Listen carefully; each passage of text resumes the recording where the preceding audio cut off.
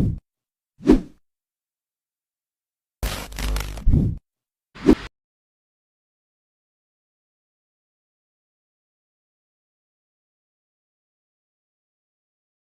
kembali lagi di Ngupat Ngobrol Enak kelompok 4. Asik banget.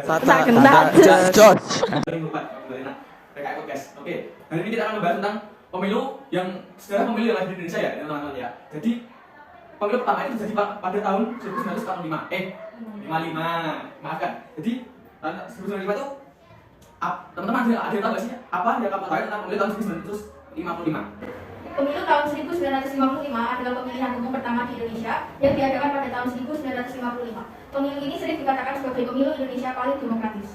Iya. Terus kan pemilu baru tahun 1971. Masih tahun 70-an tuh, masa Orde Baru kan. Nah, bagaimana sistem pemilu yang diterapkan pada masa Orde Baru? Sistem yang diterapkan pada pemilu pada masa Orde Baru yaitu pelaksanaan pemilu pada masa Orde Baru berlangsung 6 kali, yaitu tahun 1971, 1977, 1992, 1987, 1992, dan 1997. Pada masa pemilu tahun 1971, peserta partai politik masih cukup banyak, yaitu 10 partai politik, dan pada pemilu ini golongan karya meraih suara terbanyak. Nah, kalau begitu bagaimana sistem pemilunya? Sistem pemilunya yaitu menganut sistem perwakilan berimbang atau proporsional dengan sistem seleksi daftar. Berarti itu sistem pemilu waktu masa Orde Baru ya. Terus kita lanjut ke sistem pemilu pada tahun 1999, masa yang dikit lagi setahun lagi kita akan lanjut ke tahun 2000 pas gitu. Jadi itu kayak pas zaman revolusi juga. Kalian bisa jelaskan nggak bagaimana sistem pemilu pas zaman revolusi itu? Jadi sistem pemilu tahun 1999 ini sistem pemilu masih sama, yaitu sistem proporsional. Hanya saja penetapan calon terpilih dalam pemilu kali ini berbeda dengan pemilu sebelumnya, yakni dengan ranking perolehan suatu suara partai di daerah pemilihan. Untuk presiden dan wakil presiden masih sama dengan pemilu sebelumnya, yaitu dipilih di MPR. Setelah revolusi itu kan kita melakukan pemilu lagi kan tahun 2004. Nah 2004 itu kan sudah munculnya KPU. Nah perubahan pada pemilu tahun 2004 dan 2019 itu hampir sama kan? Nah itu tuh perubahannya apa toh? Jika perubahan pemilu pada tahun 2004 itu presiden dipilih secara langsung. Sebelumnya pada pemilu tahun 1999 pemilihan presiden dan wakil presiden masih dipilih oleh MPR. Kedua, dibentuknya Dewan Perwakilan Daerah atau DPD. Tiga, penyelenggaraan pemilu yang nasional, tetap dan mandiri.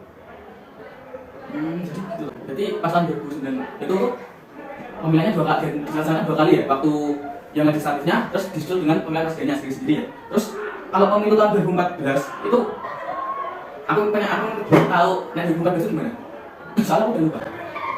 Pemilu 2014 dilaksanakan 2 kali, yaitu pemilu legislatif pada tanggal 9 April 2014 yang akan memilih para anggota Dewan Legislatif, dan pemilu presiden pada tanggal 9 Juni 2014 yang akan memilih presiden dan wakil presiden. Terus ada nggak sih fakta-fakta menarik yang ada di pemilu 2014?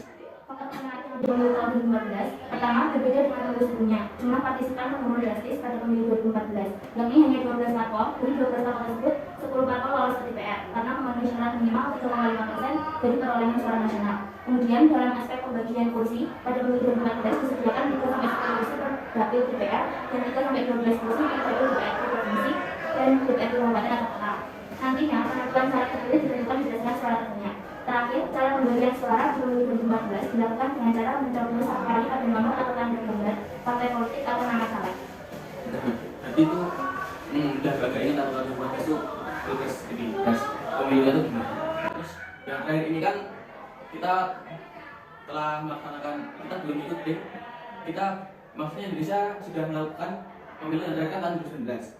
Nah pasti kan walaupun kan itu kan KPU sudah melaksanakan sudah bertahun-tahun, pasti kan ada kekurangan atau permasalahan yang terjadi di pemilu tahun 2019. Apa sih permasalahannya itu? Permasalahannya yaitu problematika terkait distribusi lokasi pemilu, data pemilih, kapasitas dan beban kerja petugas TPS yang terlalu tinggi, data hasil penghitungan suara, serta terjadinya gugatan atas hasil akhir Pilpres 2019. Jadi ternyata tuh walaupun KPU sudah cukup lama, tapi masih ada permasalahannya. Jadi kan kita sebentar lagi akan menyambut pemilu tahun 2024. Nah kita kan juga punya suara pada tahun 2024. Nah kita akan tes mengganti pemilu pada tahun 2024. Tadi kita menggunakan hak pilih, pemilu dapat berjalan dengan lancar. Amin. Amin. Oke, jadi sekian dulu apa di ngobrol. Silakan dulu ngobrol enak kelompok 4. Jadi say bye.